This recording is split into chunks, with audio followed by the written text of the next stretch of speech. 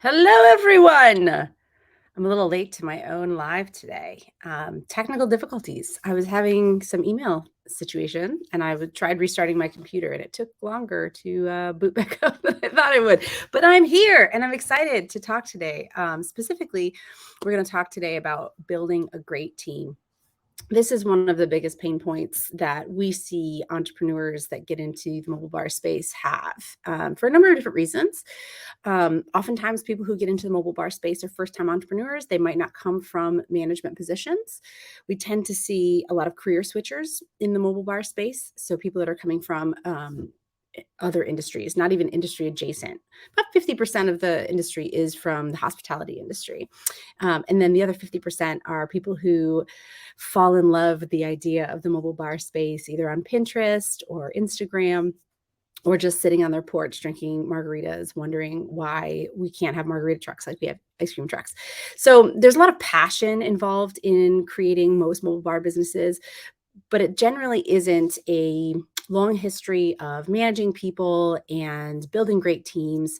And so one of the biggest sticking points that we find for mobile bar owners is that when it comes time to scale or not be the sole bartender for their events, even if it's just them and their partner, them and their children, oftentimes their best friends, is like, what does it look like to build a great team?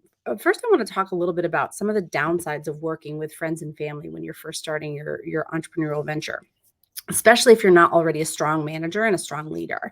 Good morning, Claudia. Thanks for saying hi. Many of fights, many of fights that I've heard of from working with friends and family.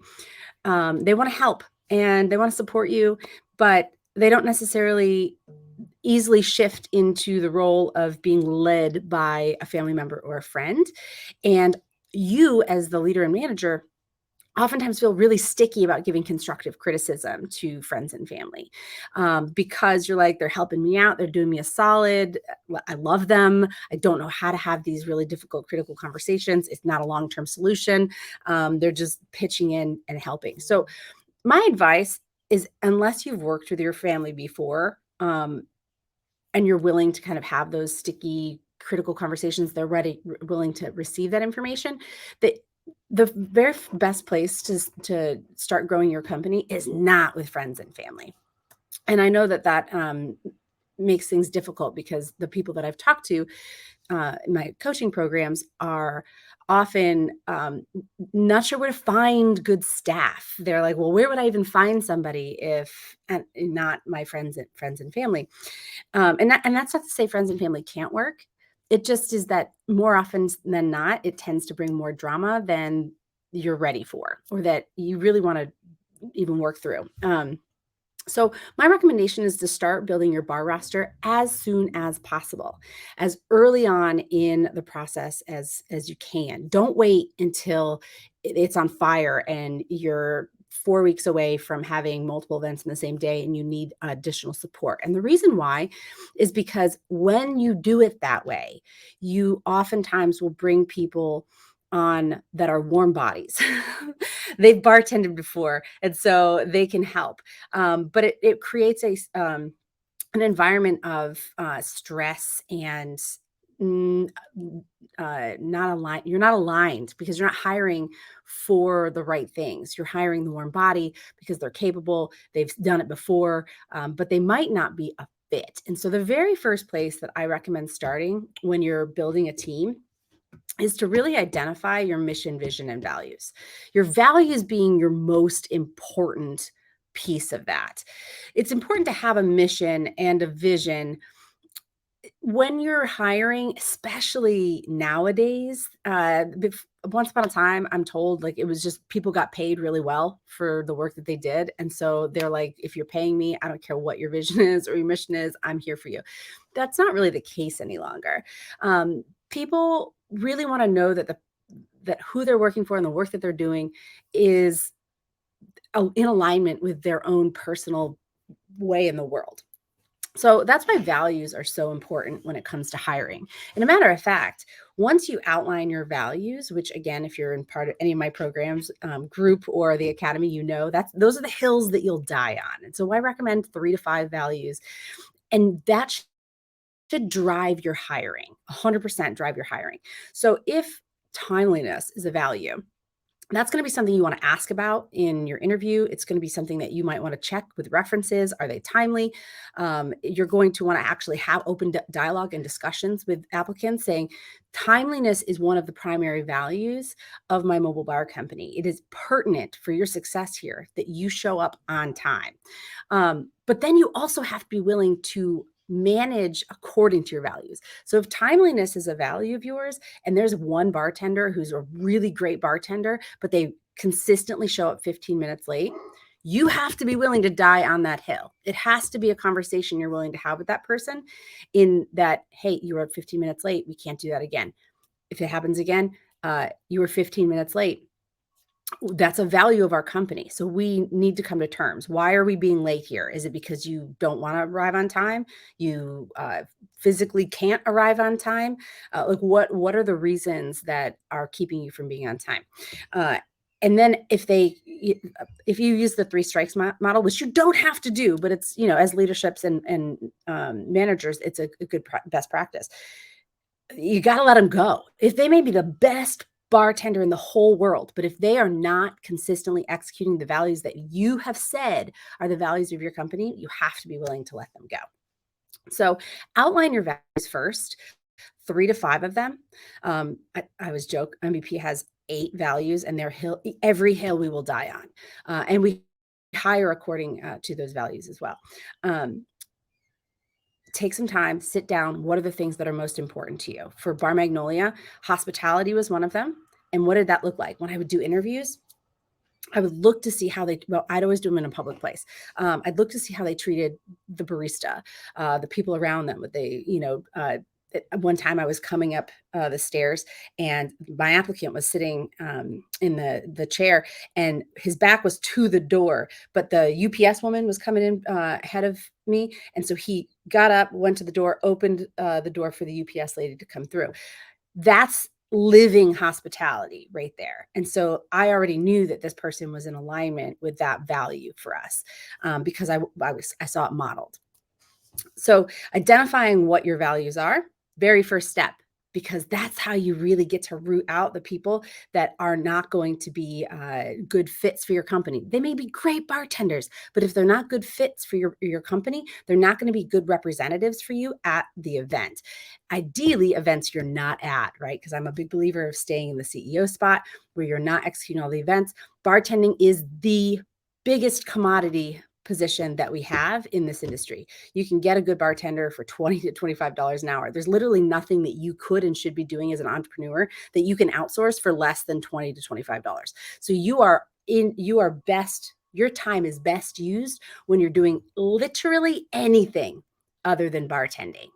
Now, when you're first getting started, you're like, I don't have the capital. Fine, do some. You gotta, do your thing, especially in the beginning. But your number one goal should be to not do bartending for events, because if you weren't bartending an event, which you guys know, between the packing, the prep, the execution, the cleanup, all of that, that's a full ass day. What could you do as the CEO of your company with a full ass day?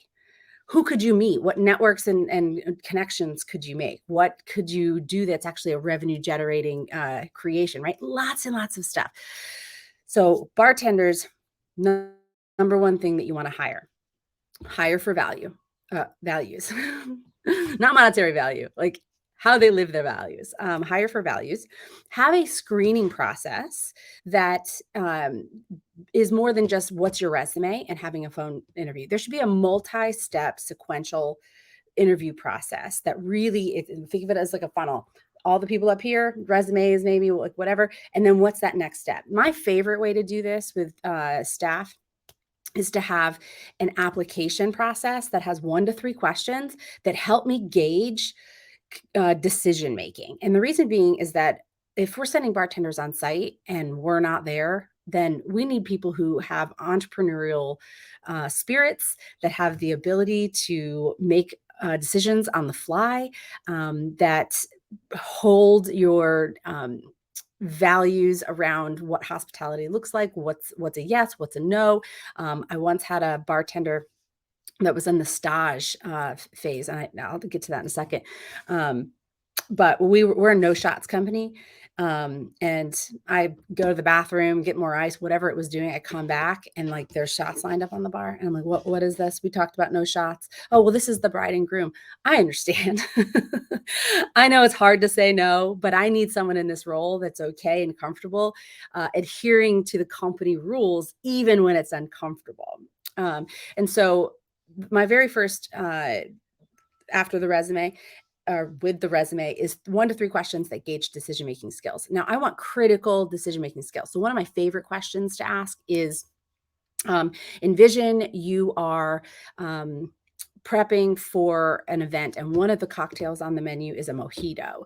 What would you do prior to the event to set yourself up for success in order to ensure that you could handle the rush as soon as the ceremony's over? Now, whatever their answer is, it's really going to help me determine how their brain works. Have they really ever done volume bartending before? Because if you have, you already kind of know some of the cheats and some of the tips and tricks, right? For setting yourself up for a rush with a that is a more telling question to me than what your resume looks like. So ask a couple questions that ask them to think critically and make decisions, managerial. Then I invite people onto a phone interview. This is low risk for everybody. It's 15 to 30 minutes. It's a great opportunity for me to share with them who we are, what we do, how we serve, and then also to get a good sense for them. Hospitality was one of our values. And so if they have super casual, calling me like bro or whatever when we're on the phone and I'm potential employer, how are they going to treat people on site, right? Hospitality when I'm on those calls.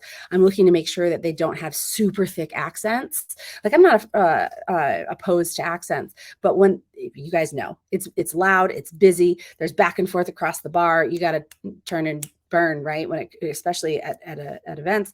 If they can't understand you and you might not be able to properly understand them, it creates a line. Right. So looking for a good fit from accent standpoint and also just general demeanor. You can tell a lot by having a just casual, honest, authentic conversation with someone.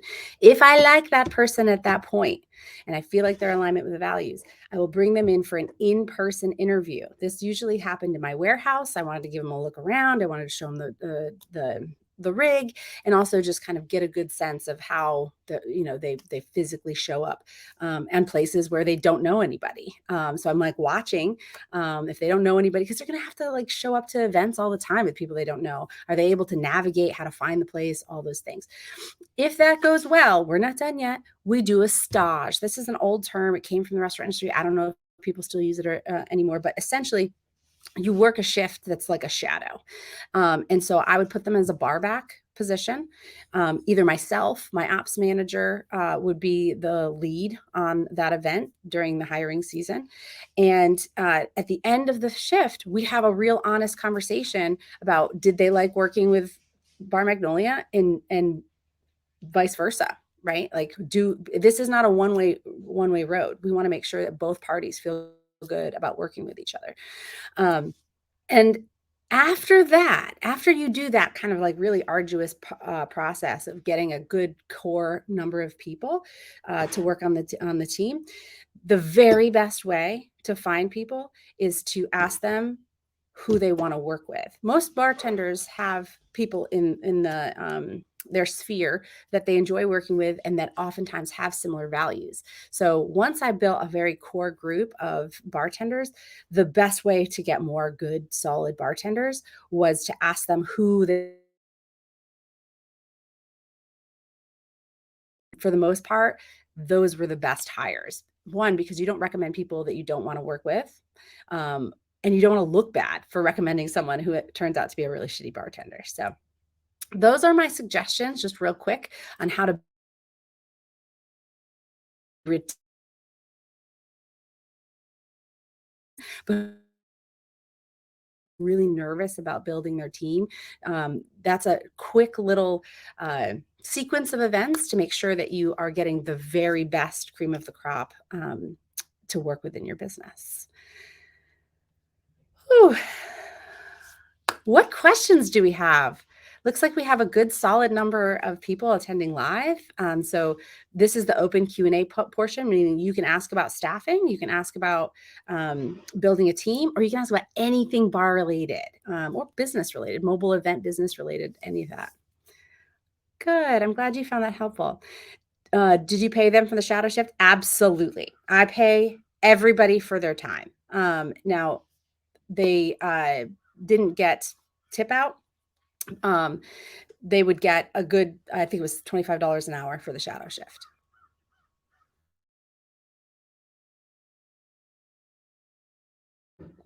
And the other thing about shadow shifts is that if they don't choose, if we choose that we're like not good fit, bad habits, bartenders have them, bad attitude, bartenders have them.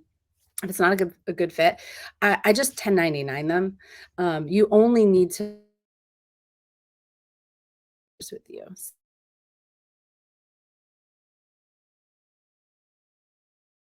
As friends of our staff. Exactly that. If you find good people, they tend to surround themselves to other good people.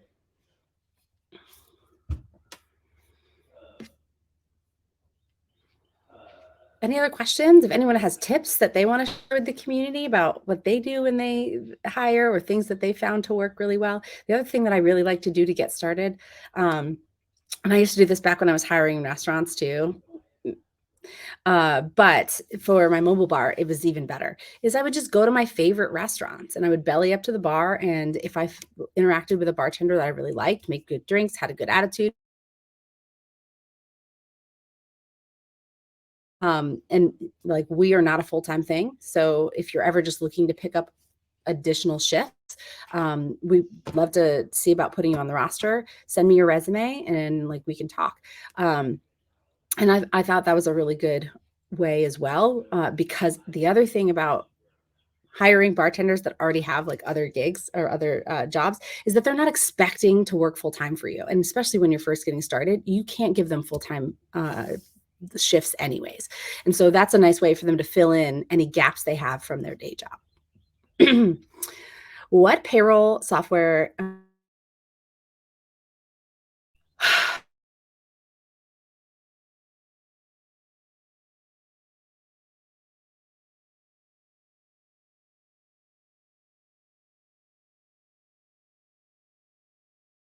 don't know if you can. My favorite one is Gusto.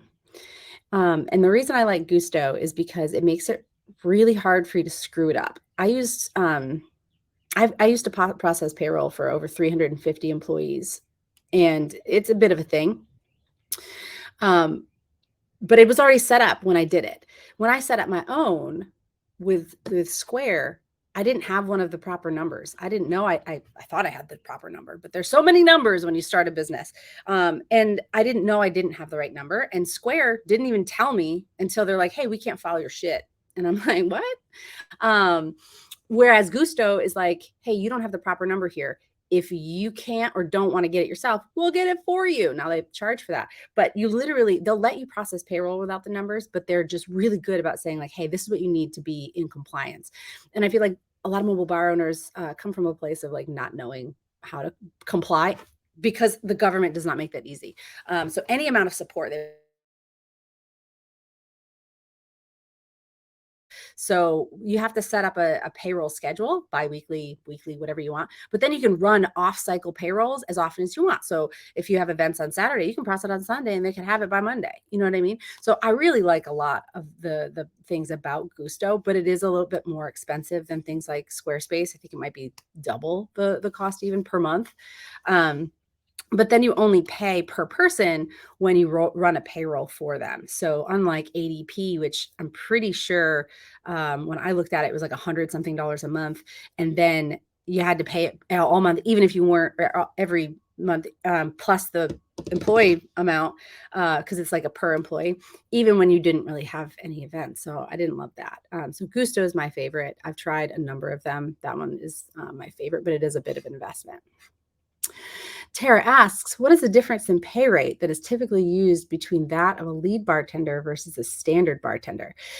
I personally paid managerial level role rates for lead bartenders. So, whatever it is that you would expect to make in a management role in your local area per hour is what I paid my lead bartenders.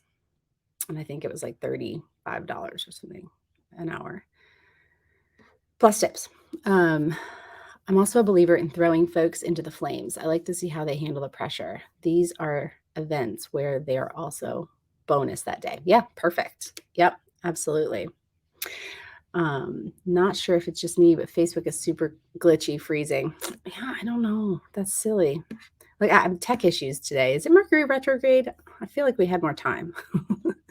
Let's see. Did you receive health department and fire marshal approval for private events? So prove the venue, and I didn't have a venue. I didn't host anything at any of my properties. So, no. Awesome. Great questions. I don't know if anyone's interested, but I am going to be hopping over to Instagram and doing another live with another mobile bar owner in like 3 minutes. Hey, Keith from the UK. Thanks for joining. And we're going to talk about burnout. Another mobile bar owner, her name is Jessica Judson. She is, and her sister actually have created a program specifically to support entrepreneurs, female entrepreneurs mainly, with burnout, which if you've been in the, listen, if you're a mobile bar owner, chances are you're coming into the industry with burnout and then perpetuating your burnout. So if you feel that, if that resonates with you, hop on over to the Instagram and we're going to do a quick little live to talk about her experience as a mobile bar owner, how burnout played into that, and then a little bit about her program, which is supposed to help support those struggling with that. Yay! Thanks for coming to the live, y'all.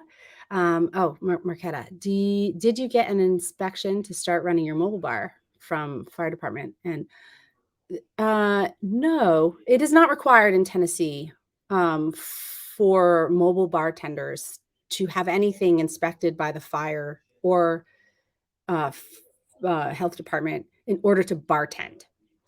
My mobile bar itself, the camper, did qualify for a food truck permit, which does require running it past the health department and the water department here in Nashville. Soccer Sarah, that's it. That's my nickname forever. But yeah, you shouldn't to mobile bartend unless you're on your property. You shouldn't have to get a fire and health. Now, if you want to do public events, and your first question was about private events. If you want to do public events, then yes, you need a health department like permit. I don't know, words are hard today, but you need the health department to sign off on your kind of little setup. You'd have a hand washing station and like that sort of thing. Don't know about fire. At least in Nashville, that was never a thing, mainly because we're bartenders. Like, where would the flames come? Like, if I was a food truck and working with like propane or something, then that would make sense.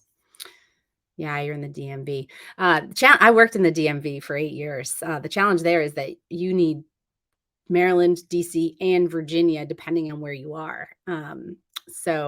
But if you don't have a brick and mortar, it still shouldn't apply. Temporary of yearly health department permit for public events. Thank you. Yes, much better put than the way I described it. Awesome. Well, if you guys enjoyed this, we actually have an entire module on staffing and hiring in the Mobile Bar Academy. So if you're not in there, hop on over there. And we'll do this again next week on a slightly different topic. If you're looking for more, hop over to Instagram and Jessica and I will be talking about entrepreneurship and burnout. This was so much fun. Thank you so much. We'll see you again next week.